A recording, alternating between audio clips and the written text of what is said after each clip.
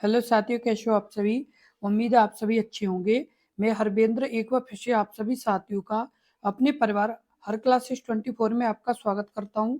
आज बात करेंगे जितने भी विद्यार्थी जो यानी यूपी होमगार्ड एग्जाम की तैयारी कर रहे हैं, उन्हीं के लिए लगातार ये स्पेशल क्लास चलाई जा रही है, जिसका आपका समय यानी जिसका समय है आपका शाम 5 बजे। तो जितने भी विद्यार्थी जो यूपी होमगार्ड एग्जाम की तैयारी कर रहे हैं, वो अपने समय से यानी 5 बजे रोजाना अपनी क्लास देख लिया करें।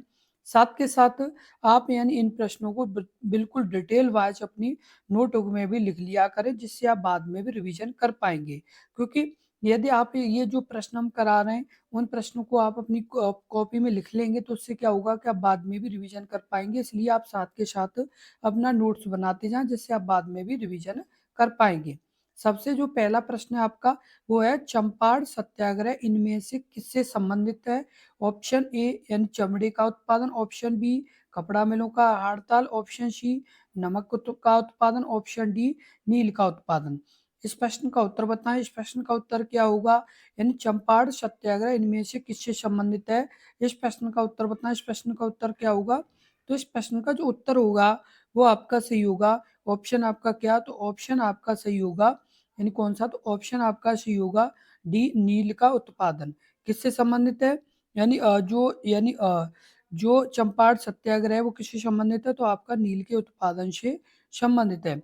आपको बता दें कि जो ये क्या कहते हैं आंदोलन हुआ था, तो इसका यानी सबसे पहले तो डेट बता दें आपको कब हुआ, तो 1917 में ये आपका जैसे आंदोलन हुआ था। साथ के साथ आपको बता दें कि ये जो आंदोलन हुआ था, ये क्या कहते हैं गांधी जी के नेतृत्व में हुआ था।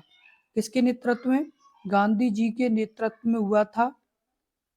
और साथ के साथ आपको बता दें कि गांधी जी को यानी जो ये आंदोलन हुआ था 1917 में, तो किसने बुलाया था, तो रामचंद्र यानी किसने बुलाया था, राजकुमार शुक्ल ने। किसने, राजकुमार शुक्ल ने यानी इस आंदोलन में भाग लेने के लिए बुलाया था। किसे, तो महात्मा गांधी को। क्योंकि ये भी आपका प्रश्न पूछा जाता है, तो आप जरूर ध्यान रखें। साथ के साथ आपको बता दें कि जो ये आंदोलन है ये आपका यानी किससे संबंधित है, तो आपका नील से संबंधित है। तो आप इसे भी अच्छे से ध्यान रखें, क्योंकि ये आपका प्रश्न बहुत ही इंपॉर्टेंट है, तो आप इसे जरूर ध्यान रखें। अब जैसे आपको बता दें अगला प्रश्न, प्रश्न नंबर 2, महात्मा गांधी ने अपने भरोसेमंद स्वयं सेवकों के साथ अपना प्रसिद्ध नमक मार्च शुरू किया। Option A 78, option B 39, option C 51, option D 94। इस प्रश्न का उत्तर बताएं। इस प्रश्न का उत्तर क्या होगा, तो इस प्रश्न का जो उत्तर सही होगा वो आपका क्या होगा, तो ऑप्शन आपका सही होगा ए 78। महात्मा गांधी ने अपने भरोसेमंद स्वयं सेवकों के साथ अपना प्रसिद्ध नमक मार्च शुरू किया था। तो ये कब यानी और कितने, तो 78। और आपको बता दें कि ये जो जैसे जो ये मार्च शुरू किया था, तो ये यानी मार्च कब किया था, तो 12 मार्च 1930 को। कब, 12 मार्च 1930 को ये शुरू किया गया था। और गांधी जी और उनके अनुयायियों ने करीब 386 किलोमीटर, कितनी, 386 किलोमीटर 386 किलोमीटर की ये यात्रा शुरू की थी। और आपको बता दें 6 अप्रैल 1930 को, कब, 6 अप्रैल 1930 को ये दांडी, कहाँ पर, यानी दांडी, जिसे नवसारी, क्या, यानी नवसारी या जो आपके यहाँ दांडी पहुंचे, और वहां पर इन्होंने क्या किया, नमक उठाकर ब्रिटिश कानून को तोड़ा। क्या किया, नमक उठाकर ब्रिटिश कानून तोड़ा। और ये कब हुआ, तो ये आपका 12 मार्च को शुरू किया गया और 6 अप्रैल 1930 तक ये चला। ये 386 किलोमीटर की यात्रा थी, जिसमें 78 लोग शामिल थे। साथ के साथ जितने भी विद्यार्थी इस वीडियो को देख रहे हैं, वो यानी आगे वीडियो देखने से पहले अपने इस यूट्यूब चैनल को जरूर सब्सक्राइब कर लें। जिससे क्या होगा कि आप अपने इस यूट्यूब चैनल को सब्सक्राइब कर लेंगे, तो जो ये आपकी यानी प्रॉपर स्पेशल क्लास है जो आपके लिए रोजाना चलाई जा रही है, इसकी जैसे ही हम वीडियो अपलोड करेंगे वैसे ही ये नोटिफिकेशन आपको पहुंच जाया करेगी। तो आप जरूर सब्सक्राइब कर लें। अब आपका अगला प्रश्न है, प्रश्न नंबर 3, बंगाल में ने अखिल बंगाल सविनय अवज्ञा परिषद का गठन किया था। Option A J M Sen Gupta, option B आपका महात्मा गांधी, ऑप्शन सी आपका सरदार वल्लभ भाई पटेल, ऑप्शन आपका डी जवाहरलाल नेहरू।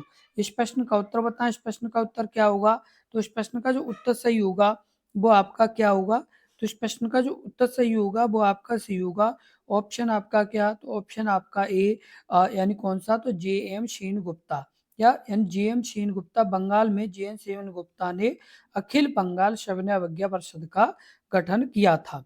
और साथ के साथ बता दें कि ये काफी आपका इंपॉर्टेंट प्रश्न है, तो आप इसे जरूर ध्यान रखें। अगला प्रश्न है प्रश्न नंबर 4।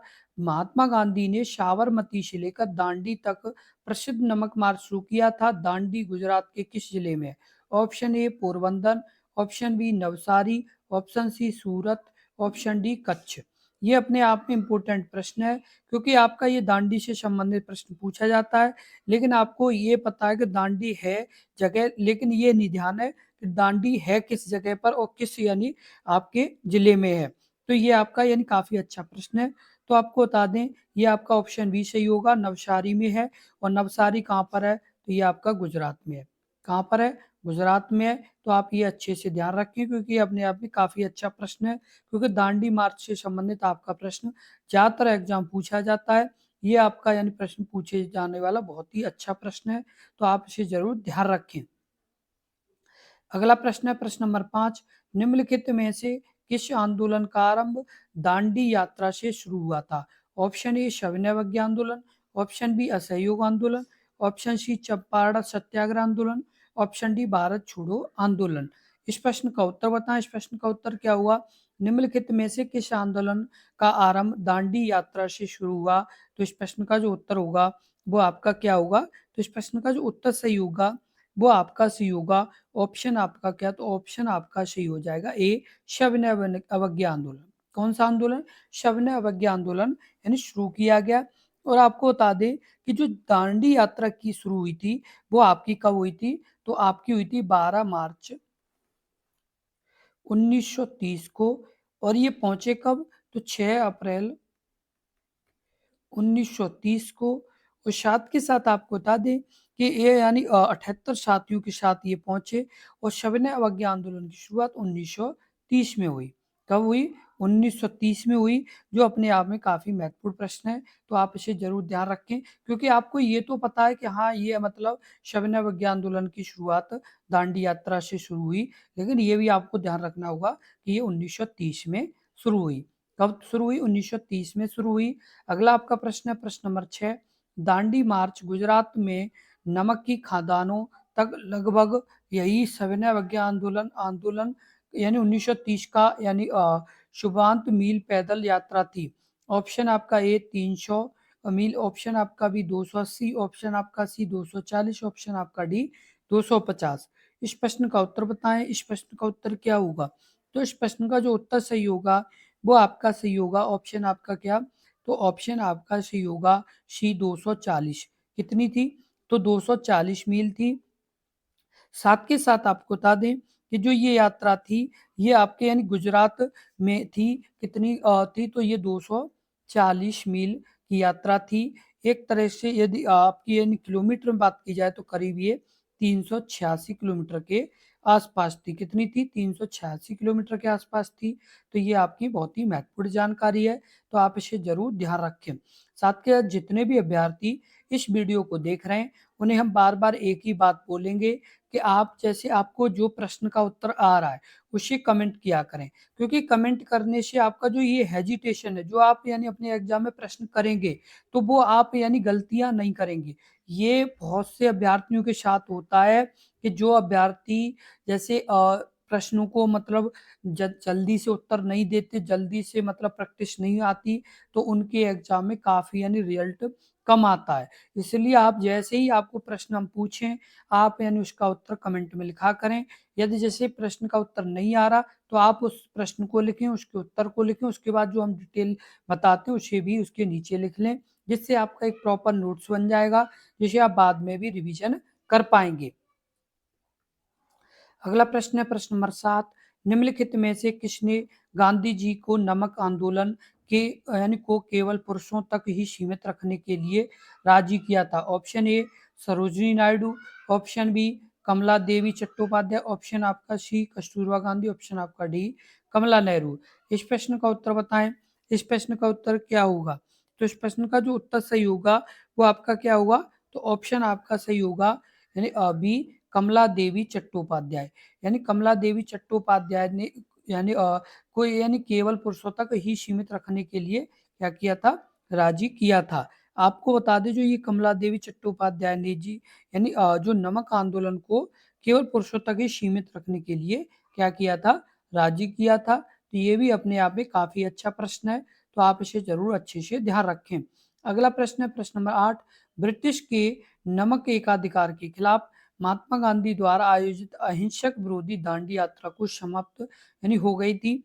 ऑप्शन आपका ए कब? तो 6 अप्रैल 1930, ऑप्शन बी 5 अप्रैल 1930, ऑप्शन सी 4 अप्रैल 1930, ऑप्शन डी 7 अप्रैल 1930।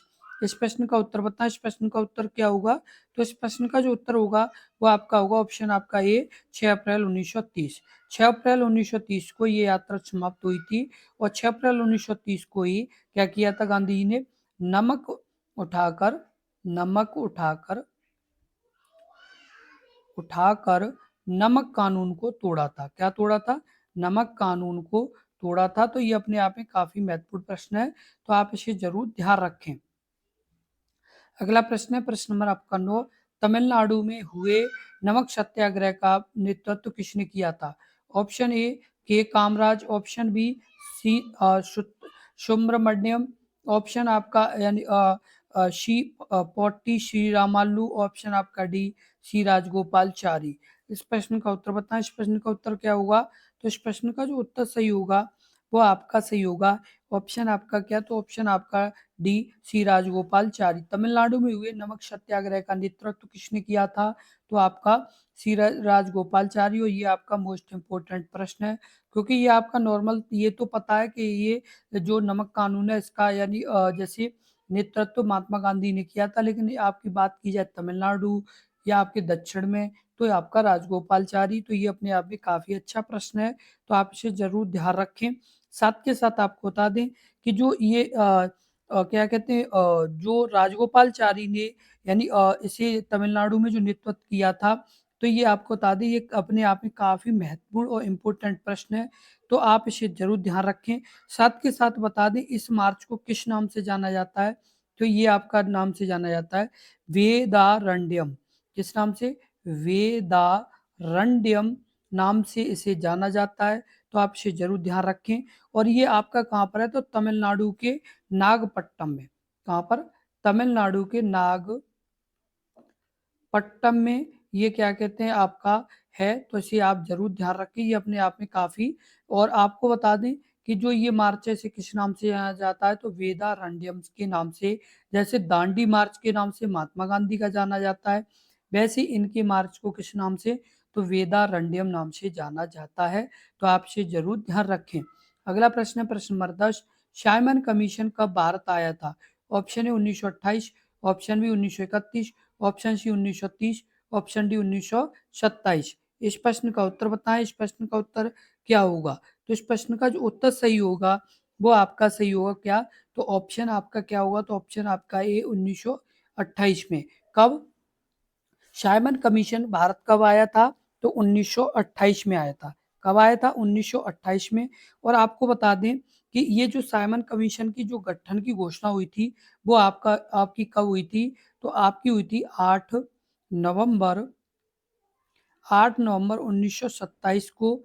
8 नवंबर 1927 को इसकी घोषणा हुई। इसमें कितने सदस्य थे? तो इसमें 7 सदस्य थे। कितने सदस्य थे? 7 सदस्य थे, जिसमें इसके जो अध्यक्ष थे वो कौन थे? तो जॉन साइमन इसके क्या थे? तो अध्यक्ष थे। और आपको बता दें कि जो ये कमीशन है ये भारतीय राजनीति का यानी क्या भविष्य का निर्णय करना था इसमें। और आपको बता दें ये कब यानी भारत पहुंचा? तो 3 फरवरी 1928 को। कब?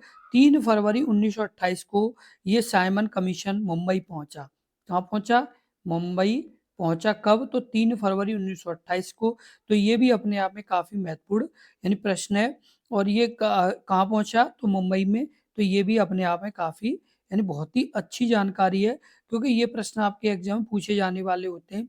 साथ के साथ बता दें कि उस दिन यानी 3 फरवरी को देशव्यापी हड़ताल आयोजित की गई। क्या आयोजित की गई? यानी देशव्यापी हड़ताल आयोजित की गई और एक नारा लगाया, साइमन गो बैक। क्या नारा लगाया? साइमन गो बैक नाम से क्या लगाया? नारा लगाया। तो ये भी आपका बहुत ही अच्छा प्रश्न है, तो आप इसे जरूर ध्यान रखें। अगला प्रश्न है प्रश्न नंबर 11। इनमें से किस भारतीय महिला ने गांधी जी के साथ द्वितीय गोलमेज सम्मेलन में भाग लिया?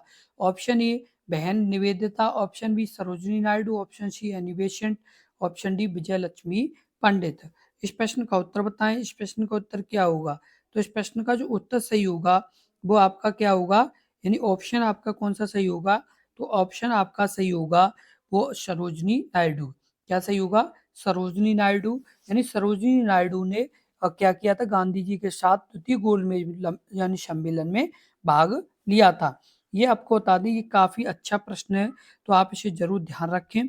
साथ के साथ आपको बता दें, ये यानी जो प्रश्न है ये अपने आप में इम्पोर्टेंट प्रश्न है। और ये जो आपका जैसे एक और यहाँ पर प्रश्न जो आपका बनता है वो भी हम आपको बता दें कि गांधी जी यानी किस जैसे जहाज से गोलमेज जो आपका दूसरा गोलमेज सम्मेलन था उसमें गए थे? तो SS राजपूताना नामक, SS राजपूताना नामक जहाज से दूसरे गोलमेज सम्मेलन 1931 में गए थे। और आपको बता दें कि ये जो गोलमेज सम्मेलन है ये आपका गोलमेज सम्मेलन का यानी कब से लेके कब तक चला था? तो 7 सितंबर 1931 से 7 सितंबर 1931 से 7 सितंबर 1931 से लेकर के आपका ये कब तक चला? तो 1 दिसंबर 1900 कब तक? तो 1931 तक ये चला था। तो ये अपने आप में काफी अच्छी जानकारी है, तो आप यानी इसे जरूर ध्यान रखें। और इसमें कुल यानी कितने प्रतिनिधियों ने भाग लिया? तो 31। कितने? 31 प्रतिनिधियों ने यानी भाग लिया था। कितने प्रतिनिधियों ने? 31 प्रतिनिधियों ने यानी भाग लिया था। तो ये भी आपका जो प्रश्न बनता है वो भी आप इसे यहाँ पर ध्यान रखें। अगला प्रश्न है प्रश्न नंबर 12। पूना समझौता पर हस्ताक्षर करता महात्मा गांधी और थे? Option A Jawaharlal Nehru, option B doctor BR Ambedkar, option C Subhash Chandra Bose, option D Sardar Patel. इस प्रश्न का उत्तर बताएं। इस प्रश्न का उत्तर क्या होगा? तो इस प्रश्न का जो उत्तर सही होगा वो आपका क्या होगा? तो ऑप्शन आपका क्या सही होगा? तो ऑप्शन आपका सही होगा BR अम्बेडकर। ऑप्शन ऑप्शन आपका BR अम्बेडकर। पूना समझौते पर हस्ताक्षर यानी करता महात्मा गांधी और कौन थे? तो BR अम्बेडकर थे। कौन थे? तो BR अम्बेडकर। और आपको बता दें कि 24 सितंबर 1932 को, कब? 24 सितंबर 1932 को महात्मा गांधी और BR अम्बेडकर के बीच यानी पुणे की सेंट्रल यरवदा जेल में पूना पैक्ट हुआ। ये भी अपने आप में काफी अच्छा प्रश्न है। पुणे की सेंट्रल जेल यरवदा जेल में यरवदा जेल में क्या हुआ? तो यरवदा जेल में आपका यानी ये पूना यानी समझौता हुआ। तो ये भी अपने आप में काफी अच्छी जानकारी है, तो आप इसे जरूर ध्यान रखें, क्योंकि ये वो प्रश्न है जो आपके एग्जाम में पूछे जाने वाला प्रश्न है। ये आपका प्रश्न इस तरह का प्रश्न है जो कई बार और कई एग्जाम पूछा गया प्रश्न है, तो आप इसे ध्यान रखें। साथ के साथ जो इम्पोर्टेंट यहाँ पर जो आपको बात यहाँ पर बताई गई है, ये जो समझौता हुआ था ये किस जगह हुआ था? तो आपकी यरवदा जेल में पुणे में हुआ था। क्योंकि ये आपको नॉर्मल तो पता है, यदि आपको जैसे कोई भी अभ्यर्थी जो पुराने अभ्यर्थी होंगे थोड़ा बहुत उन्हें इस बारे में पता होगा कि पूना समझौता महात्मा गांधी और BR अम्बेडकर के बीच हुआ, लेकिन यानी जो ये मेन इंपॉर्टेंट बात है कि आपका ये किस जगह हुआ? तो यरवदा जेल में ये हुआ था। अगला प्रश्न है प्रश्न नंबर 13। वर्ष 1939 में फॉरवर्ड ब्लॉक की स्थापना निम्नलिखित राष्ट्रीय नेताओं में से किसने की? Option A Jawaharlal Nehru, option B Pandit Govind Ballabh Pant, option C Subhash Chandra Bose, option D Abul Kalam Azad. इस प्रश्न का उत्तर बताएं। इस प्रश्न का उत्तर क्या होगा? तो इस प्रश्न का जो उत्तर सही होगा वो आपका सही होगा ऑप्शन आपका सी सुभाष चंद्र बोस। सुभाष चंद्र बोस ने वर्ष 1939 में फॉरवर्ड फॉरवर्ड ब्लॉक की स्थापना की थी। और आपको बता दें ये कब की गई? तो आपकी यानी 3 मई 1939 को। और साथ के साथ आपको बता दें कि महात्मा गांधी की स्वतंत्रता की लड़ने के मतभेद के कारण उन्होंने कांग्रेस पार्टी से क्या कर दिया था, यानी इस्तीफा दे दिया था। और इस्तीफा देने के बाद इन्होंने क्या किया कि फॉरवर्ड ब्लॉक भारतीय स्वतंत्रता आंदोलन में शक्ति बन करके आया। इन्होंने यानी जब ये फॉरवर्ड ब्लॉक की स्थापना की तब ये इनके क्या हुआ था, कांग्रेस के साथ मतभेद हुआ था। क्या हुआ था? कांग्रेस के साथ मतभेद होने के कारण इन्होंने फॉरवर्ड ब्लॉक की स्थापना की थी। अगला प्रश्न प्रश्न नंबर 14। जर्मनी की रेडियो सेवा के भाग के रूप में आजाद हिंद रेडियो सेवा किस वर्ष शुरू हुई थी? ऑप्शन है 1942, option B 1938, option C 1939, option D 1940। इस प्रश्न का उत्तर बताएं। इस प्रश्न का उत्तर क्या होगा? तो इस प्रश्न का जो उत्तर सही होगा वो आपका सही होगा ऑप्शन आपका ए 1942। जर्मनी की रेडियो सेवा के भाग के रूप में आजाद हिंद रेडियो सेवा की शुरू हुई थी तो 1942 में हुई थी। और आपको बता दें कि ये सुभाष चंद्र बोस ने शुरू की थी। किसने की थी? तो सुभाष चंद्र बोस ने इसे क्या किया था? शुरू किया था। किसे? तो ये जो आपकी रेडियो सेवा थी इसे किसने शुरू किया था? तो सुभाष चंद्र बोस ने इसे शुरू किया था। और ये आपको बता दें कि ये जो एक मतलब ये रेडियो जो सेवा शुरू की गई थी ये ब्रिटिश सरकार के खिलाफ प्रचार के एक साधन के रूप में की गई थी। किसके रूप में? प्रचार के एक साधन के रूप में ये शुरू की गई थी। और आपको बता दें कि इसका मूल रूप से इसका मुख्यालय जर्मनी में ही था। कहाँ पर था? यानी इसका जो मुख्यालय था वो आपका जर्मनी में था, मुख्यालय। और आपको बता दें ये अपने आप में काफी महत्वपूर्ण प्रश्न है। और आपको बता दें कि और ये किस किस जगह फिर अब बाद में खुला? तो आपका सिंगापुर, सिंगापुर, उसके अलावा आपका म्यांमार, म्यांमार। तो ये अपने आप में काफी महत्वपूर्ण जानकारी है तो आप इसे जरूर ध्यान रखें।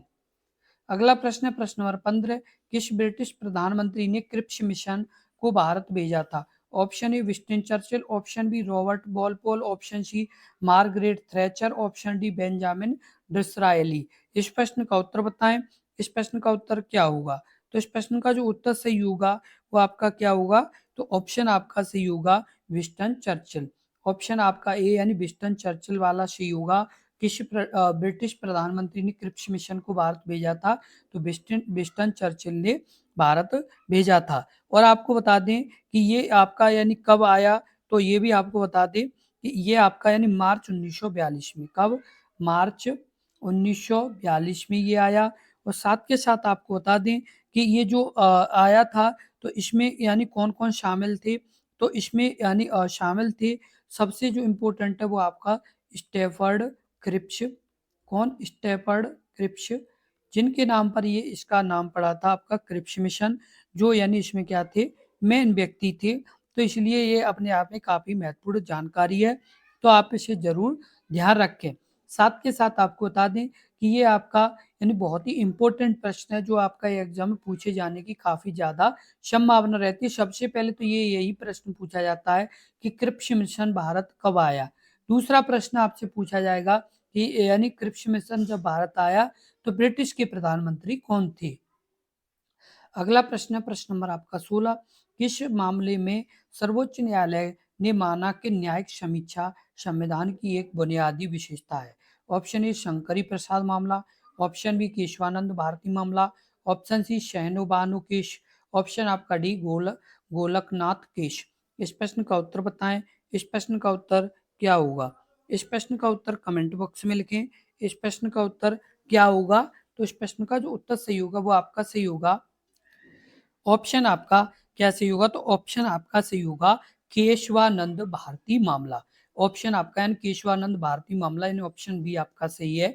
किस मामले में सर्वोच्च न्यायालय ने माना कि एक न्यायिक समीक्षा संविधान की एक बुनियादी विशेषता है, तो केशवानंद भारती बनाम यानी केरल राज्य ने माना। और आपको बता दें ये आपका यानी कब आया, तो ये आपका 1973 में। कब? 1973 में ये आपका ये जो केशवानंद बनाम यानी केरल जो आपका मामला आया वो आपका कब 1973 में आया। और आपको बता दें कि ये आपका यानी संसद के पास संविधान के मौलिक सिद्धांतों को संशोधित या समाप्त करने की शक्ति नहीं है। किसके पास नहीं है? संसद के पास क्या करने की, कि जो आपके यानी मौलिक सिद्धांतों को संशोधित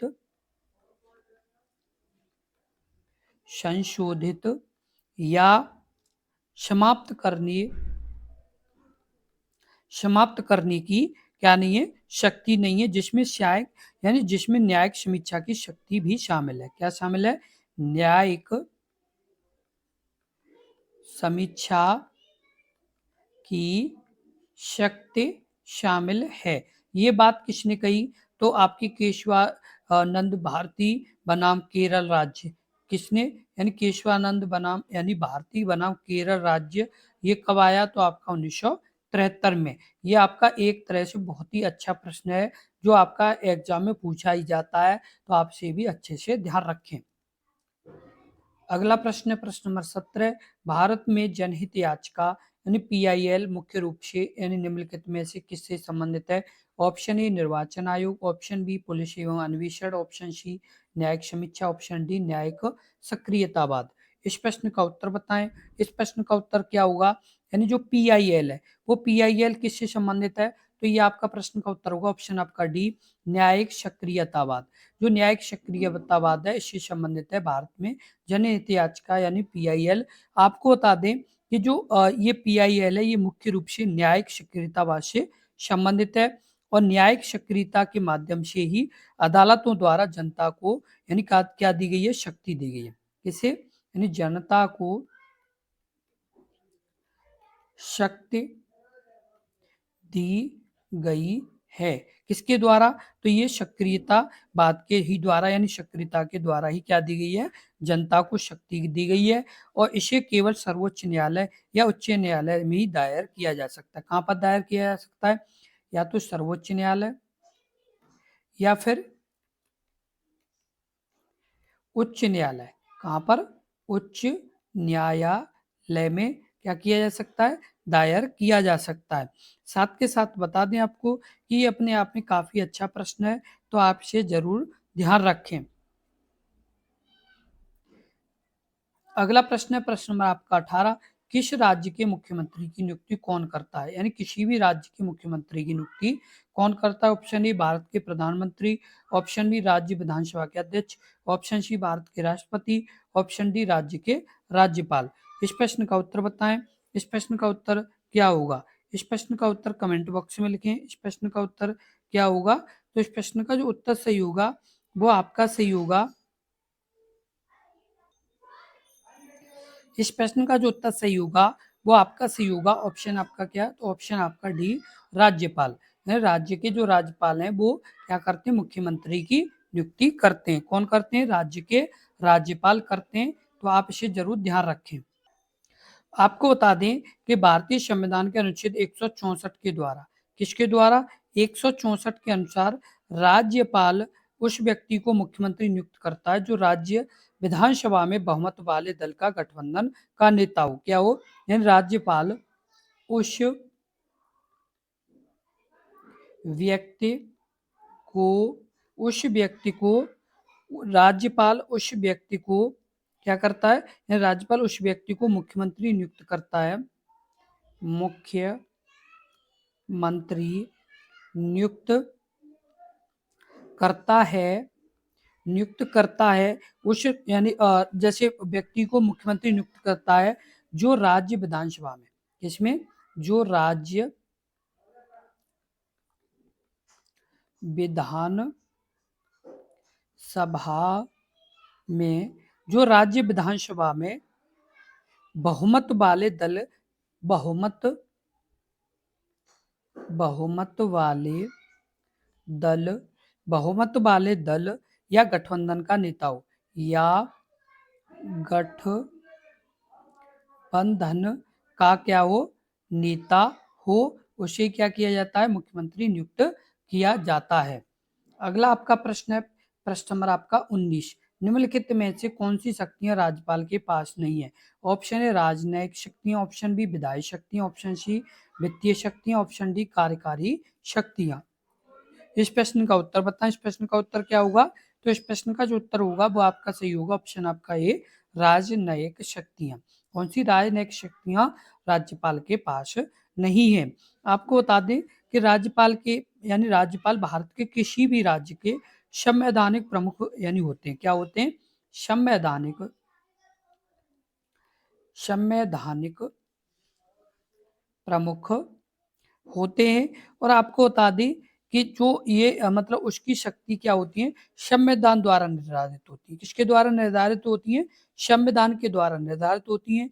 उस जिसमें उसकी कार्यपालिका विधायी क्या क्या यानी कार्यपालिका कार्यपालिका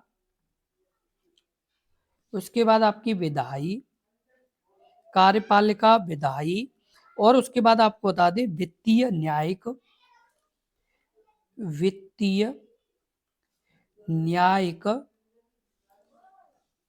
वित्तीय न्यायिक आपातकालीन आपातकालीन आपातकालीन शक्तियों का उल्लेख है। क्या है, आपातकालीन शक्तियों का उल्लेख है। अगला प्रश्न है प्रश्न नंबर 20, मंत्रिपरिषद भारत सरकार का अध्यक्ष कौन होता है। ऑप्शन ए राष्ट्रपति, ऑप्शन बी उपराष्ट्रपति, ऑप्शन सी लोकसभा अध्यक्ष, ऑप्शन डी प्रधानमंत्री। इस प्रश्न का उत्तर बताएं। इस प्रश्न का उत्तर क्या होगा, इस प्रश्न का उत्तर कमेंट बॉक्स में लिखें। इस प्रश्न का उत्तर क्या होगा, तो इस प्रश्न का जो उत्तर होगा वो आपका सही होगा, ऑप्शन आपका डी प्रधानमंत्री।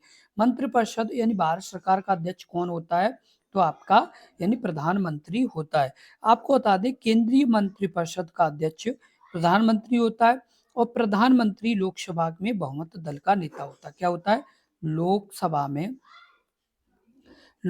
में बहुमत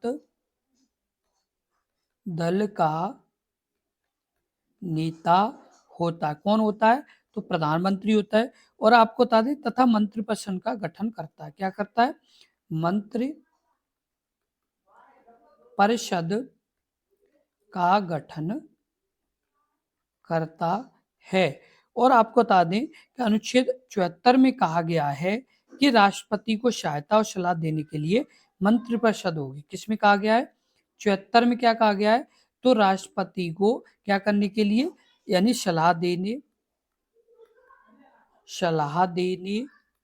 और क्या करने यानी सलाह देने के लिए क्या होगी, एक यानी मंत्रिपरिषद होगी। क्या होगी, यानी सलाह देने के लिए और सहायता के लिए एक क्या होगी, मंत्री परिषद होगी। तो ये भी अपने आप में काफी महत्वपूर्ण जानकारी है, तो आप इसे अच्छे से ध्यान रखें। अगला प्रश्न है प्रश्न नंबर 21, भारतीय संविधान के किस अनुच्छेद के अनुसार प्राकृतिक पर्यावरण की सुरक्षा प्रत्येक नागरिक या मौलिक कर्तव्य। ऑप्शन ए अनुच्छेद 55, ऑप्शन बी अनुच्छेद 48 ए, ऑप्शन आपका सी 51 ए, ऑप्शन आपका डी 52 यानी 52। इस प्रश्न का उत्तर बताएं। इस प्रश्न का उत्तर क्या होगा, तो इस प्रश्न का जो उत्तर होगा वो आपका सही होगा, कौन सा, इस प्रश्न का जो उत्तर होगा वो आपका सही होगा, ऑप्शन आपका कौन सा, तो आपका बी 48 ए में। किसमें, 48 ए में क्या होती है, तो आपकी जो पर्यावरण संबंधी सुरक्षा नागरिक का मौलिक कर्तव्य है, तो किसमें है, तो 48 ए में है। और आपको बता दें कि ये यानी जो 48 है इसके अनुसार मौलिक कर्तव्य के अंतर्गत पर्यावरण की रक्षा का उल्लेख किया गया है। इसमें आपके क्या क्या आते हैं, तो इसमें आपके वन झील नदी और वन्य जीव इनकी रक्षा करना और संवर्धन करना, ये मतलब किसमें बताया गया है, तो 48 आपके अनुच्छेद में बताया गया है। अगला प्रश्न है प्रश्न नंबर 22। भारतीय संविधान के किस भाग में केवल एक अनुच्छेद यानी 51 ए जो नागरिकों के लिए आपका है यानी मौलिक कर्तव्यों की सहायता से संबंधित है। ऑप्शन आपका ए यानी भाग कौन सा, तो 4A। ऑप्शन आपका बी भाग यानी 9A। ऑप्शन आपका सी भाग 7। ऑप्शन आपका डी भाग 5। इस प्रश्न का उत्तर बताएं। इस प्रश्न का उत्तर क्या होगा, तो इस प्रश्न का जो उत्तर होगा वो आपका सी होगा। ऑप्शन आपका कौन सा, तो ऑप्शन आपका यानी ए भाग 4A। भाग 4A किससे संबंधित है, तो आपके मौलिक कर्तव्य से संबंधित है। किससे संबंधित है, मौलिक कर्तव्य से ये संबंधित है।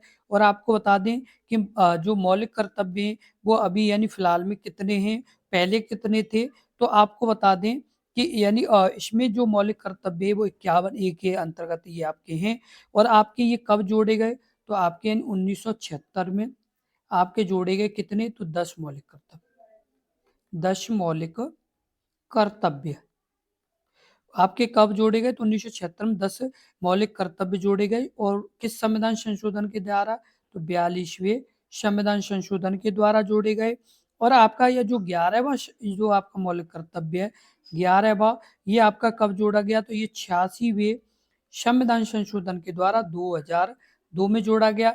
ये किससे संबंधित है, तो 6 से 14 वर्ष के बच्चों के लिए क्या है, 6 से 14 वर्ष के बच्चों के लिए शिक्षा के अवसर प्रदान करना। क्या करना, यानी 6 से 14 वर्ष के बच्चों के लिए शिक्षा के अवसर प्रदान करना।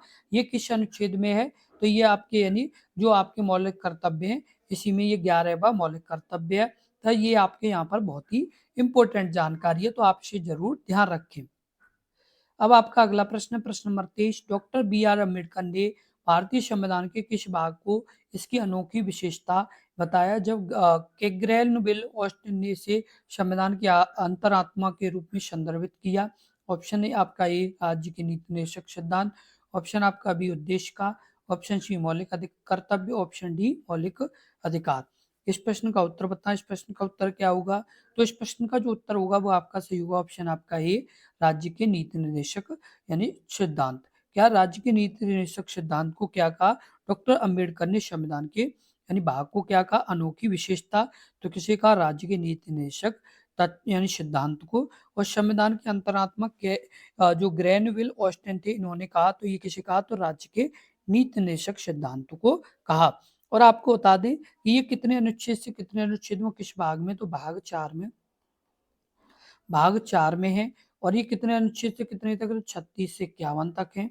और आपको बता दें कि ये किस देश से लिए गए, तो ये आपके आयरलैंड से लिए गए। किससे लिए गए, आयरलैंड से लिए गए। तो ये भी आपके लिए महत्वपूर्ण जानकारी है, तो आप इसे जरूर ध्यान रखें। अगला आपका प्रश्न प्रश्न नंबर 24। मूलभूत अधिकारों में से ज्यादातर हमारे संविधान के यानी अनुच्छेद में शामिल किए गए हैं। ऑप्शन आपका यानी ए 12 से 35। ऑप्शन आपका बी 112 से 135। ऑप्शन आपका सी 101 से 10। ऑप्शन आपका डी 36 से 51। इस प्रश्न का उत्तर बताएं। इस प्रश्न का उत्तर क्या होगा, तो इस प्रश्न का जो उत्तर सही होगा वो आपका सी होगा। ऑप्शन आपका क्या, तो ऑप्शन आपका यानी ए 12 से 35 क्या होगा, ऑप्शन आपका ए 12 से 35। मूलभूत अधिकारों में से ज्यादातर हमारे संविधान के 12 से 35 अनुच्छेद में शामिल किए गए हैं। साथ के साथ आपको बता दें कि जो मौलिक अधिकार है, जो आपकी ये मौलिक अधिकार है, मौलिक अधिकार ये आपके भाग 3 में है। किसमें है, भाग 3 में है। और आपके ये अनुच्छेद की बात की जाए तो 12 से 35 तक है। कहाँ तक है, 12 से 35 तक है। और आपको बता दें कि ये जो भाग 3 है इसे भारत का अधिकार पत्र या मैग्ना कार्टा कहा जाता है। क्या कहा जाता है, भारत का अधिकार पत्र या क्या कहा जाता है, मैग्ना कार्टा कहा जाता है। किसे कहा जाता है, तो ये आपका जो भाग 3 है इसे कहा जाता है। तो ये भी अपने आप में बहुत ही महत्वपूर्ण जानकारी है, तो इसे आप जरूर ध्यान रखें। अब अगला प्रश्न है प्रश्न नंबर 25। भारतीय संविधान के अंतर्गत अल्पसंख्यकों के हितों का संरक्षण के अंतर्निहित है। ऑप्शन आपका ए अनुच्छेद 29। ऑप्शन आपका बी अनुच्छेद 16। ऑप्शन आपका सी अनुच्छेद 20। ऑप्शन आपका डी अनुच्छेद 15। इस प्रश्न का उत्तर बताएं। इस प्रश्न का उत्तर क्या होगा? तो इस प्रश्न का जो उत्तर सही होगा वो आपका क्या होगा? तो ऑप्शन आपका ए, अनुच्छेद 29। भारतीय संविधान के अंतर्गत अल्पसंख्यकों के हितों का संरक्षण किसके अंतर्गत है? तो अनुच्छेद 29 के अंतर्गत है। किसके अंतर्गत है? अनुच्छेद 29 के अंतर्गत है। और आपको बता दें कि ये अपने आप ही काफी महत्वपूर्ण यानी प्रश्न है। ये आपके यानी प्रश्न आपके एग्जाम में पूछे जाने वाले प्रश्न है। और आपको बता दें जो जब के यानी जो आपका 30 यानी अनुच्छेद है, कौन सा अनुच्छेद? अनुच्छेद आपका 30 है। वो क्या है? तो अनुच्छेद 30 भी आपका यानी जो अ, केवल अल्पसंख्यकों तक ही ये सीमित है। क्या? 30 के तहत संरक्षण संरक्षण केवल अल्पसंख्यक तक क्या है? सीमित है। तो ये आप भी अच्छे से ध्यान रखें क्योंकि ये महत्वपूर्ण जानकारी है। अब आपका अगला प्रश्न है, प्रश्न नंबर आपका 26। निम्नलिखित में से कौन से अनुच्छेद शोषण के विरुद्ध अधिकार से संबंधित हैं? ऑप्शन ए अनुच्छेद 29 से 30, ऑप्शन बी अनुच्छेद 23 से 24, ऑप्शन आपका सी अनुच्छेद 31 से 32, ऑप्शन आपका डी 25 से 28। इस प्रश्न का उत्तर बताएं। इस प्रश्न का उत्तर क्या होगा? तो इस प्रश्न का जो उत्तर होगा वो आपका सही होगा, ऑप्शन आपका बी अनुच्छेद 23 से 24। अनुच्छेद 23 से 24 शोषण के विरुद्ध अधिकार से संबंधित है। ये अपने आप में काफी महत्वपूर्ण जानकारी है, तो आप इसे जरूर ध्यान रखें। और आपको बता दें जो आपका यानी अनुच्छेद 23 है, इसमें क्या है? तो मानव तस्करी और बलात् श्रम पर रोक क्या है इसमें? तो आपका अनुच्छेद जो 23 है, इसमें अनुच्छेद 23 में क्या है? तो आपका मानव तस्करी और बलात् श्रम पर रोक। और जो आपका यानी 24 है, इसमें क्या है? तो 24 में बताया गया है आपका, वो बताया गया है कि कारखानों कारखानों कारखानों आदि में 14 वर्ष से कम आयु के बच्चों के रोजगार पर प्रतिबंध। किस पर? 14 वर्ष से कम आयु के बच्चों पर क्या है? रोजगार पर यानी प्रतिबंध। बच्चों पर रोजगार पर प्रतिबंध ये किस में है? तो आपका अनुच्छेद 24 में बताया गया है। तो ये भी यहाँ पर बहुत ही इंपॉर्टेंट जानकारी है। अगला प्रश्न, प्रश्न नंबर 27। भारतीय संविधान के किस अनुच्छेद में भारत के बाहर रहने वाले भारतीय मूल के कुछ व्यक्तियों के नागरिकता के अधिकारों से संबंधित प्रावधान है? ऑप्शन आपका ए अनुच्छेद 13, ऑप्शन आपका बी अनुच्छेद 5, ऑप्शन आपका सी अनुच्छेद आपका 11, ऑप्शन आपका डी अनुच्छेद 8। इस प्रश्न का उत्तर बताएं। इस प्रश्न का उत्तर क्या होगा? तो इस प्रश्न का जो उत्तर है आपका सही है, ऑप्शन आपका यानी कौन सा? तो डी 8। यार भारतीय संविधान के अनुच्छेद भारत में बाहर रहने वाले व्यक्ति के मूल यानी कुछ व्यक्तियों के नागरिकता अधिकारों से प्रावधान है शामिल हैं। तो आपके अनुच्छेद 8 में है। किस में है?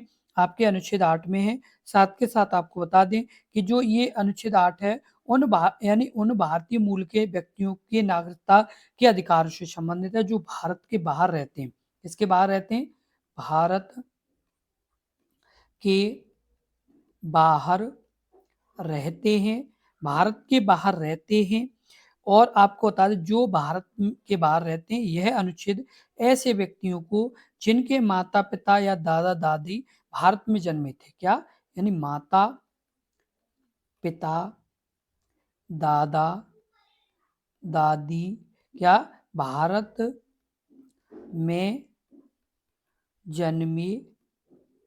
जन्मे थे भारत में जन्मे थे। भारतीय राजनयिकों के पास खुद के भारतीय नागरिक के रूप में पंजीकृत कराने की अनुमति देता है। क्या देता है? यानी जो भारतीय राजनयिकों को यानी भारतीय नागरिक के रूप में क्या करने की? पंजीकृत करने की ये अनुमति देता है। ये कौन सा अनुच्छेद है? तो आपका 8 है। तो आप इसे जरूर ध्यान रखें। साथ के साथ जितने भी अभ्यर्थी इस वीडियो को देख रहे हैं उन्हें बता दें कि ये आपकी मोस्ट इम्पोर्टेंट वीडियो है। किस तरह की इम्पोर्टेंट वीडियो है? ये बहुत ही मोस्ट इम्पोर्टेंट वीडियो है। ये आपके प्रश्न आपके एग्जाम में पूछे जाने वाले प्रश्न है। इस तरह के यानी आपके एग्जाम में प्रत्येक प्रश्न वही प्रश्न है जो आपके यानी एग्जाम में पूछे जाने की ज्यादा से ज्यादा संभावना रहेगी। इसलिए इन प्रश्नों को बहुत ही अच्छे से और बहुत ही यानी पूरे यानी अच्छे तरीकों से आप यानी पूरा करें, जिससे क्या है कि आप यानी मजबूती के साथ आगे यानी अपने एग्जाम में एक अच्छा स्कोर कर पाएंगे। अगला प्रश्न है प्रश्न नंबर आपका 23। अगला प्रश्न है प्रश्न नंबर आपका 28। भारतीय संविधान के अनुच्छेद 112 के तहत तैयार वार्षिक वित्तीय विवरण को कहा जाता है। ऑप्शन ए सार्वजनिक खाता, option B budget, option C समेकित खाता, ऑप्शन डी राजस्व खाता। इस प्रश्न का उत्तर बताएं। इस प्रश्न का उत्तर क्या होगा? इस प्रश्न का उत्तर कमेंट बॉक्स में लिखें। इस प्रश्न का उत्तर क्या होगा? यानी इस प्रश्न का जो उत्तर सही होगा वो आपका क्या होगा? ऑप्शन आपका सी यानी कौन सा? ऑप्शन आपका बी बजट। क्या होगा? यानी बजट होगा, जो आपका भारतीय संविधान के अनुच्छेद 112 के तहत मतलब है वही। अगला आपका यानी क्या होगा? तो बजट। आपको बता दें जो अनुच्छेद 122 यानी 12 है के तहत जो आपका यानी वार्षिक वित्तीय विवरण को बजट कहा जाता है। क्या कहा जाता है? वार्षिक वित्तीय विवरण को बजट कहा जाता है। किसे कहा जाता है? जो वार्षिक वित्तीय विवरण है उसे क्या कहा जाता है? बजट कहा जाता है। और आपको बता दें कि 7 अप्रैल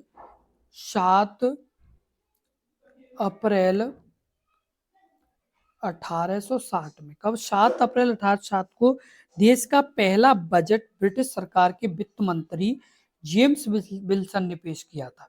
किसने पेश किया था? जेम्स विल्सन ने पेश किया था। पहला कब पेश किया गया था? तो 7 अप्रैल 1860 को। और आपको बता दें कि यदि जैसे स्वतंत्रता के बाद बात की जाए देश का पहला बजट, तो वित्त मंत्री किसने? तो वित्त मंत्री आर के षणमुखम ने। किसने? आर के षणमुखम ने क्या पेश किया? और ये कब पेश किया? षणमुखम चेट्टी ने 26 नवंबर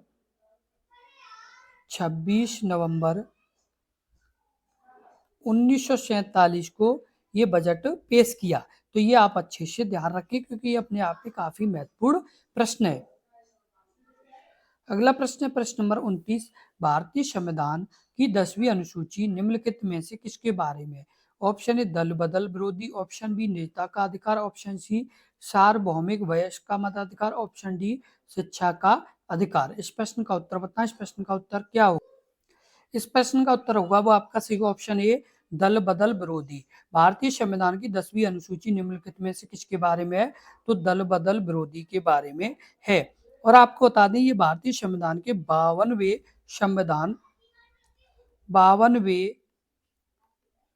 संविधान संशोधन के द्वारा 1985 में, कब? 1985 में ये 10वीं अनुसूची, इसमें 10वीं अनुसूची में ये जोड़ा गया। क्या? दल बदल विरोधी यानी कानून। और आपको बता दें इसके अंतर्गत सांसद विधायक के एक दल से दूसरे दल में परिवर्तन की स्थिति में उनके यानी संसद या विधानमंडल में अयोग्यता हेतु प्रदान किया गया। किसका? जैसे सांसद यानी क्या? सांसद या विधायक जैसे एक दल से दूसरे दल में यदि जाना चाहते हैं, जैसे जाते हैं तो उन्हें क्या है कि जैसे संसद और विधानमंडल के द्वारा उन्हें क्या अयोग्य करने का प्रावधान दिया गया। किसमें? तो 10वीं अनुसूची में दिया गया है। अगला प्रश्न है प्रश्न नंबर 30। संविधान के इनमें से किस अनुच्छेद में केंद्रीय बजट या यानी केंद्रीय बजट को वार्षिक वित्तीय विवरण के रूप में संदर्भित किया गया है? ऑप्शन आपका ए अनुच्छेद 102, ऑप्शन आपका बी अनुच्छेद 112, ऑप्शन आपका सी अनुच्छेद 113, ऑप्शन आपका डी अनुच्छेद 101। इस प्रश्न का उत्तर बताएं। इस प्रश्न का उत्तर क्या होगा? तो इस प्रश्न का जो उत्तर सही होगा वो आपका क्या होगा, तो ऑप्शन आपका क्या सही होगा, तो ऑप्शन आपका सही होगा बी 112। अनुच्छेद यानी में केंद्रीय बजट को वार्षिक वित्तीय विवरण के रूप में किसमें कहा गया है, तो 112 में। और आपको बता दें कि जो 112 है, 112 में आपका क्या है, तो आपका केंद्रीय बजट है। और बात कर लें आपके 102 की, तो 102 में क्या है, तो संसद के सदस्यों की निहरताएं, क्या है, संसद के सदस्यों की निहरताएं हैं। ये किसमें है, तो 102 में है। और बात कर लिया 113 की, तो 113 में संसद में प्राक्कलनों के संबंध में प्रक्रिया, किसमें, संसद में प्राक्कलनों प्राक्कलनों के संबंध में प्रक्रिया, के संबंध में प्रक्रिया। और आपको बता दें 101 की बात कर लें, तो 101 में क्या है, तो 101 में आपका है संसद में स्थानों का रिक्त होना, क्या होना, संसद में स्थानों का रिक्त होना, क्या होना, रिक्त होना। ये किसमें है, तो ये आपका 101 में बताया गया। अगला प्रश्न है प्रश्न नंबर 31। राज्य में स्थित पायकारा को भारत के पहले जल विद्युत केंद्रों के यानी एक माना जाता है। ऑप्शन ए ओडिशा, ऑप्शन आपका बी तमिलनाडु, ऑप्शन आपका सी केरल, ऑप्शन आपका डी मध्य प्रदेश। इस प्रश्न का उत्तर बताएं। इस प्रश्न का उत्तर क्या होगा, तो इस प्रश्न का जो उत्तर सही होगा वो आपका क्या होगा, तो ऑप्शन आपका सही होगा, वो आपका सही होगा कौन सा, तो ऑप्शन आपका सही हो जाएगा तमिलनाडु। कौन सा, तमिलनाडु में राज्य में स्थित पायकारा को भारत के पहले जल विद्युत केंद्रों में से एक माना जाता है। ये तमिलनाडु में स्थित है। और आपको बता दें कि ये जो भारत का यानी पहला क्या है, जल विद्युत केंद्रों में से एक है। और ये पायकारा भारत के पहले जल विद्युत केंद्रों का यानी एक प्रथम यानी क्या है, तो ये एक यानी जैसे आपका विद्युत क्षेत्र है। और साथ के साथ आपको बता दें कि ये तमिलनाडु के नीलगिरी की पहाड़ियों में स्थित है। किसमें स्थित है, तमिलनाडु की नीलगिरी की पहाड़ियों में क्या ये स्थित है। और आपको बता दें जो तमिलनाडु की नीलगिरियों में ये पहाड़ियों में स्थित है। और ये 70 मेगावाट की जल विद्युत परियोजना है। कितनी, 70 मेगावाट, 70 मेगावाट की जल विद्युत परियोजना है। तो ये भी आप अच्छे से ध्यान रखें। अगला प्रश्न प्रश्न नंबर 32। 1954 में ट्राम में स्थापित परमाणु ऊर्जा प्रतिष्ठान का नाम बदलकर बाद में क्या कर दिया गया। ऑप्शन ए भारतीय परमाणु विज्ञान संस्थान, ऑप्शन बी भाभा परमाणु अनुसंधान केंद्र, ऑप्शन सी नेहरू परमाणु ऊर्जा संस्थान, ऑप्शन डी इंदिरा गांधी परमाणु केंद्र। इस प्रश्न का उत्तर बताएं। इस प्रश्न का उत्तर क्या होगा, तो इस प्रश्न का जो उत्तर सही होगा वो आपका सही होगा ऑप्शन आपका कौन सा, तो बी भाभा परमाणु अनुसंधान केंद्र। 1954 में ट्राम्बे में स्थापित परमाणु ऊर्जा प्रतिष्ठान का नाम बदलकर बाद में क्या कर दिया गया, तो भाभा परमाणु अनुसंधान केंद्र कर दिया गया। और आपको बता दें कि ये जो नाम है ये आपका यानी क्या है, तो ये जो डॉक्टर यानी जो आपके डॉक्टर होमी जी जहांगीर भाभा ने जनवरी 1954 में महत्वाकांक्षी परमाणु कार्यक्रम के यानी विषयक रूप में ट्राम्बे की स्थापना की थी। इसकी स्थापना की यानी ट्राम्बे की स्थापना की थी, जो अपने आप में काफी महत्वपूर्ण, ये प्रश्न आपका कई बार पूछा गया है। और आपको बता दें कि ये 1966 में डॉक्टर भाभा के दुखद निधन के बाद इसके यानी 1966 में, कब, 1966 में भाभा के दुखद निधन के बाद यानी इसका नाम बदलकर भाभा परमाणु अनुसंधान केंद्र रखा गया। तो ये भी अपने आप में काफी महत्वपूर्ण प्रश्न बनता है, तो आप इसे जरूर ध्यान रखें। अगला प्रश्न है प्रश्न नंबर 33। किस प्रकार की मिट्टी में कपास का उत्पादन सबसे अच्छा होता है। ऑप्शन ए काली मिट्टी, ऑप्शन बी लाल मिट्टी, ऑप्शन सी पीली मिट्टी, ऑप्शन डी भूरी मिट्टी। इस प्रश्न का उत्तर बताएं। इस प्रश्न का उत्तर क्या होगा, तो इस प्रश्न का जो उत्तर सही होगा वो आपका क्या होगा, तो ऑप्शन आपका सही हो जाएगा काली मिट्टी। कौन सा? काली मिट्टी। किस प्रकार की मिट्टी कपास के उत्पादन में सबसे अच्छी होती है? तो काली मिट्टी होती है। कौन सी होती है? काली मिट्टी होती है। और काली मिट्टी को स्थानीय रूप से रेगुर मिट्टी के नाम से जाना जाता है। किसके नाम से? रेगुर मिट्टी के नाम से, रेगुर मिट्टी के नाम से जाना जाता है। और आपको बता दें कि ये अपने आप में काफी यानी महत्वपूर्ण प्रश्न है, तथा ये अंतरराष्ट्रीय रूप से उष्ण कटिबंधीय चरनोजम कहा जाता है। क्या कहा जाता है? अंतरराष्ट्रीय रूप में से उष्ण कटिबंधीय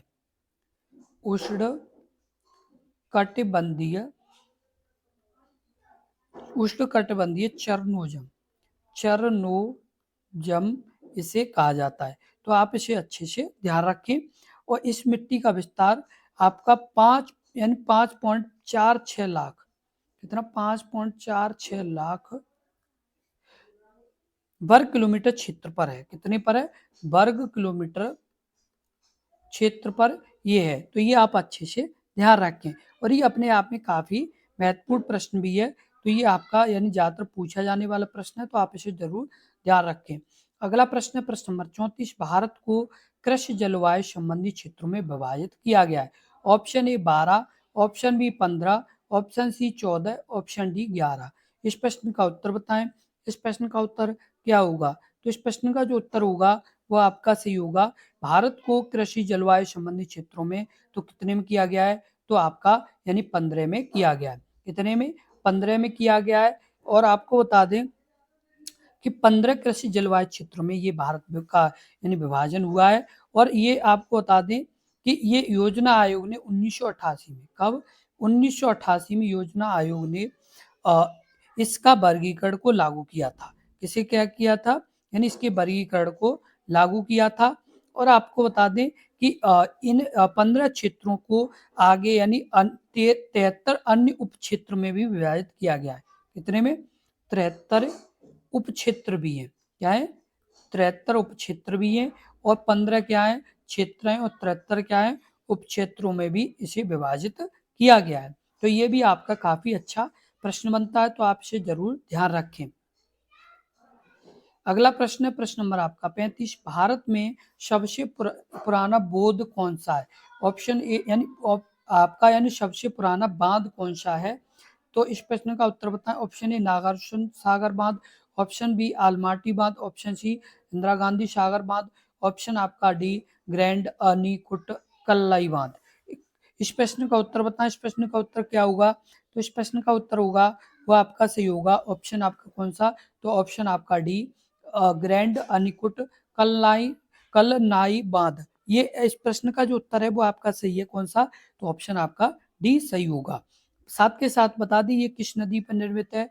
तो ये आपका कावेरी नदी पर है। किस पर है? कावेरी नदी पर ये निर्मित है।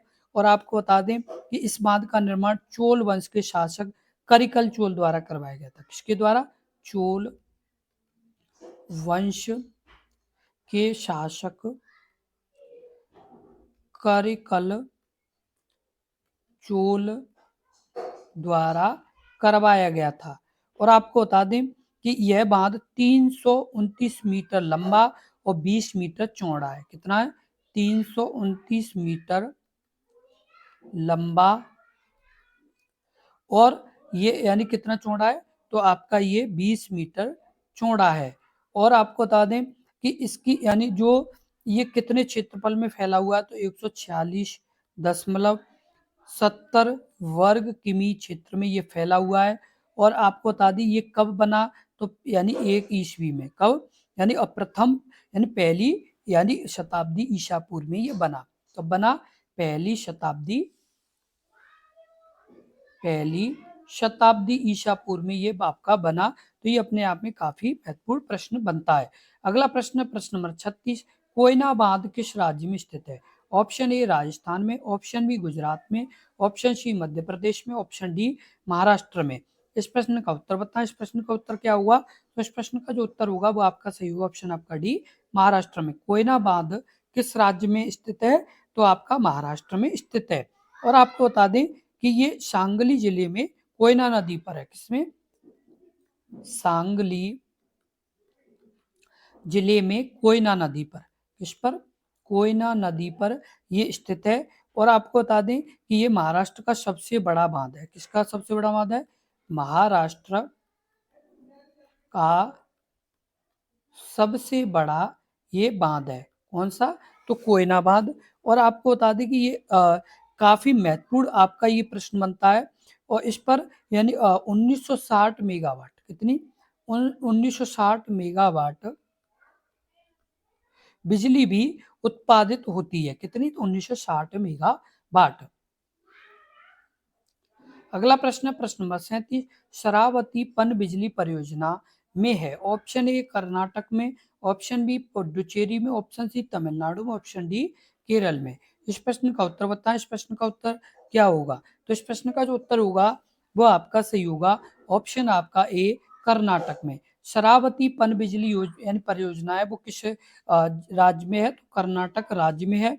और आपको बता दें कि ये जो शरावती जो आपकी पनबिजली योजना है ये आपकी किस नदी पर है? तो आपको बता दें शरावती नदी पर है। किस पर है? तो किस नदी पर है? तो शरावती नदी पर है। और आपको बता दें कि इस जो ये यानी ये नदी है, ये आपका बता दें आपको इसी पर क्या है? जोग या गरसोपा या आपका गरसोपा या गरसोपा या जोग प्रपात है। क्या है? जोग प्रपात है, जिसका नाम महात्मा गांधी जलप्रपात है। क्या नाम है? महात्मा गांधी जल प्रपात है। अगला प्रश्न, प्रश्न नंबर 38, प्रधानमंत्री नरेंद्र मोदी द्वारा नमामि गंगे परियोजना कब शुरू की गई थी? ऑप्शन ए जून 2015, ऑप्शन बी जुलाई 2015, ऑप्शन सी जुलाई 2014, ऑप्शन डी जून 2014। इस प्रश्न का उत्तर बताएं। इस प्रश्न का उत्तर क्या होगा? तो इस प्रश्न का जो उत्तर सही होगा वो आपका सही होगा, ऑप्शन आपका कौन सा? तो ऑप्शन आपका सही हो जाएगा सी, जुलाई 2014। कब? जुलाई 2014 में ये यानी परियोजना शुरू की गई। और आपको बता दें कि ये आपकी यानी इस योजना का उद्देश्य 2020 तक गंगा नदी को पूरी तरह साफ या स्वच्छ बनाना। क्या बनाना? 2020 तक गंगा नदी को साफ व स्वच्छ बनाना। ये किसका उद्देश्य? तो ये आपका यानी किसका? तो ये आपका जो ये परियोजना थी गंगे परियोजना, नमामि गंगे, इसका उद्देश्य था। और आपको बता दें कि गंगा एक्शन प्लान, क्या? Ganga action plan, Ganga action plan ये आपका कब आया था? तो ये आपका यानी राजीव गांधी द्वारा 1985 और 86 में। कब? 1985 और 86 में ये आया था। अगला प्रश्न है, प्रश्न नंबर 39, भारत में मिशन पोषण 2.0 की योजना किस वर्ष शुरू की गई थी? Option A 2023, option B 2020, option C 2021, option D 2024। इस प्रश्न का उत्तर बताएं। इस प्रश्न का उत्तर क्या होगा? तो इस प्रश्न का जो उत्तर सही होगा वो आपका सही होगा, ऑप्शन आपका सी 2021 में। जो भारत में मिशन पोषण योजना 2.0 कब शुरू की गई? तो 2021 में आपकी शुरू की गई। डेट क्या थी? 1 अप्रैल 2021। और इस जो ये योजना शुरू की, इस योजना का उद्देश्य कुपोषण और महिलाओं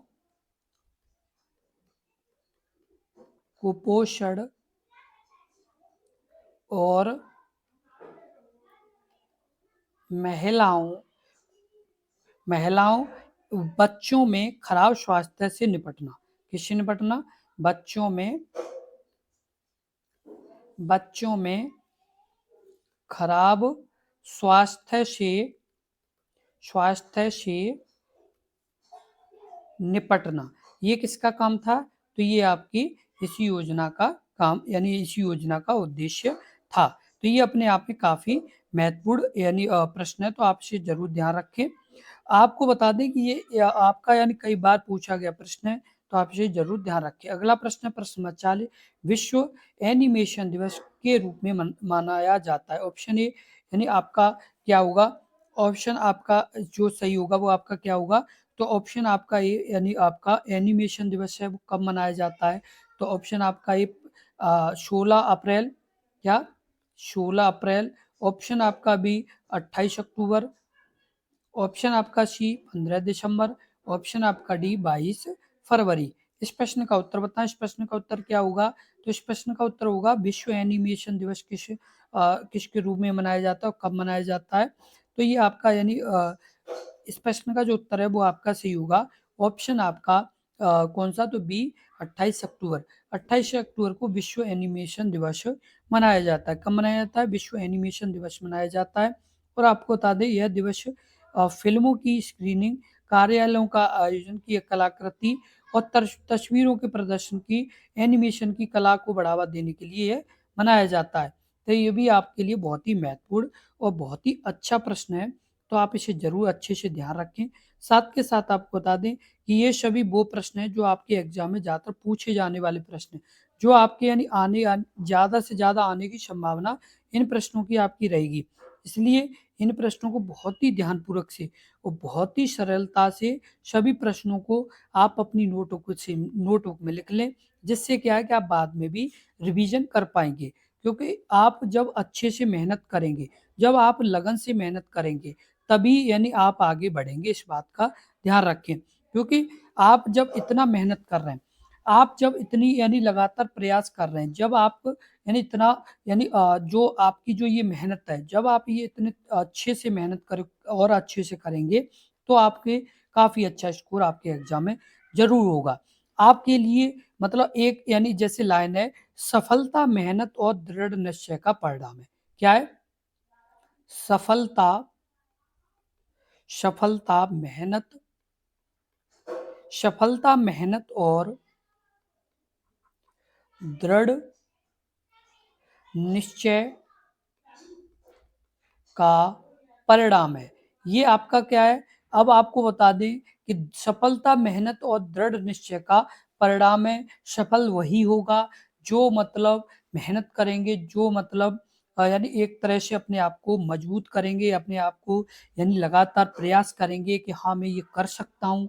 आप यानी अपने आप को जब संभालेंगे, जब अपने आप को ये चीज यानी बार बार कहेंगे कि मैं मतलब ये कर सकता हूँ, जब आप इस चीज को यानी आप अपने आप को ये चीज यानी कर देंगे कि मतलब मैं यानी ये कर सकता हूँ, जब ये अपने दिमाग में ये चीज सेट कर देंगे कि आपने यानी सबसे जो इम्पोर्टेंट है, बहुत से अभ्यर्थियों के साथ ये होता है कि अभ्यर्थी पहले ही यानी जैसे निर्णय आने से पहले ही हार मान लेते हैं। क्या करते हैं बहुत से अभ्यर्थी? ये सोचते हैं कि अब मेरे मतलब अब अच्छे से तैयारी नहीं हो पा रही है, मैं मतलब एग्जाम नहीं निकाल पाऊंगा, मेरा एक अच्छा स्कोर नहीं होगा।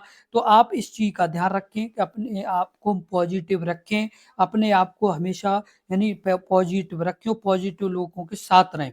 नेगेटिव लोगों से और नेगेटिव विचार यानी थॉट वाले लोगों से बिल्कुल दूरी बनाए रखें।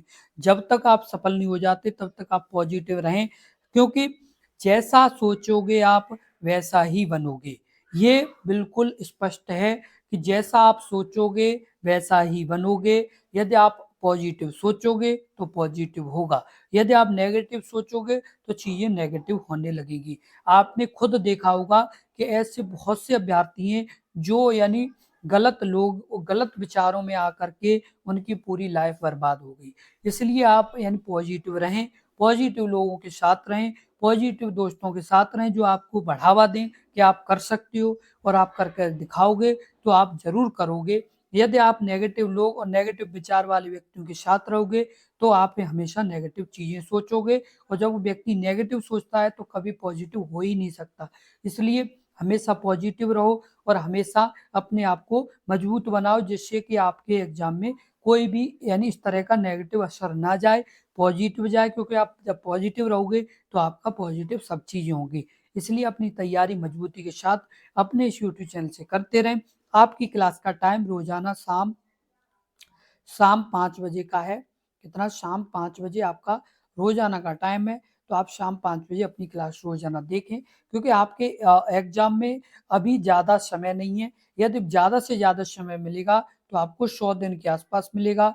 और इन 100 दिनों में अपनी तैयारी को यदि आपको मजबूत करना है तो आपको लगातार अपने इस यूट्यूब चैनल से जुड़े रहना होगा, क्योंकि यदि आप जुड़े रहेंगे तो आपकी तैयारी अच्छी हो पाएगी। यदि आप जुड़े नहीं रहेंगे तो आपकी तैयारी भी अच्छी नहीं हो पाएगी।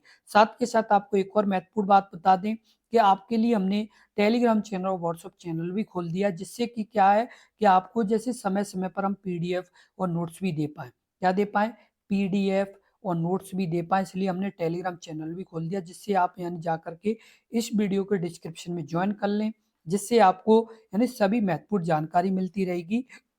और साथ के साथ जैसे इम्पोर्टेंट फैक्ट जो मतलब आपके लिए ज़रूरी जैसे प्रश्न हैं, जो ज़रूरी टॉपिक्स हैं, उनकी भी हम आपको समय-समय पर पीडीएफ भेजते रहेंगे। और हमेशा आप पॉजिटिव रहें, नेगेटिव थॉट ना लाएँ, ना नेगेटिव सोचें, पॉजिटिव रहें। यदि आपको कोई भी चीज़ जैसे दिक्कत लगती है कि हाँ, मतलब मुझे जैसे चीज़ें क्लियर समझ में नहीं आ रही या कहीं भी जैसे डाउट लगता है, तो आप कमेंट करें, आपको पूरे अच्छे से समझाया जाएगा। बस अपने आप को पॉजिटिव रखें और अपनी तैयारी और अच्छी करने का प्रयास करें और अपने इस यूट्यूब चैनल से लगातार जुड़े रहें और इस वीडियो को ज़्यादा से ज़्यादा शेयर करें। और यदि आपने अभी तक अपने इस यूट्यूब चैनल को सब्सक्राइब नहीं किया है तो ज़रूर कर लें, जिससे क्या है जैसे ही हम वीडियो अपलोड करेंगे वैसे ही आपको नोटिफिकेशन पहुंच जाएगी, तो आप तुरंत देख पाएंगे। और इस वीडियो को ज़्यादा से ज़्यादा शेयर करें और आपका ये प्यार और सपोर्ट ऐसे ही आप बनाए रखें। हम भी आपके साथ लगातार मेहनत करते रहेंगे, क्योंकि हमारा एक ही उद्देश्य है, जो आप जैसे यानी योग्य अभ्यर्थी, जो सक्षम अभ्यर्थी उन्हें आगे बढ़ाना और आपके लिए दिनों रात मेहनत करना। धन्यवाद।